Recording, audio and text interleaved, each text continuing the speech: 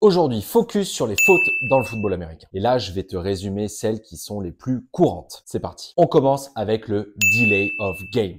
Le retard de jeu. Au football américain, l'attaque a 40 secondes pour initier son action. Si elle dépasse ces 40 secondes, l'arbitre va siffler ce qu'on appelle un delay of game. L'attaque sera alors sanctionnée d'un recul de 5 yards par rapport à la position initiale du ballon. Ensuite, tu as le hors-jeu. Oui, pas qu'au foot où il y a du hors-jeu, au football américain aussi. C'est quand le défenseur franchit la ligne de scrimmage avant que le ballon soit mis en jeu. On poursuit tout de même l'action et on parle alors de jeu gratuit pour l'attaque. Si l'attaque n'arrive pas à gagner suffisamment de terrain, elle va accepter la pénalité et avancera de 5 yards. Ensuite, il y a le holding. Non, on n'a pas le droit de tirer le maillot au football américain. La conséquence, c'est une pénalité de 5 yards et une première tentative automatique. Si c'est un holding défensif, c'est une perte de 5 yards plus une première tentative automatique. Si c'est un holding offensif, c'est une perte de 10 yards pour l'attaque. Ah là là, celle qui fait sans doute le plus débat, l'interférence de passe. C'est quand un défenseur va gêner physiquement et volontairement un receveur pour qu'il n'attrape pas le ballon. Bien sûr, si le contact est accidentel, aucune pénalité ne sera sifflée. L'interférence de passe peut aussi être offensive. C'est quand le receveur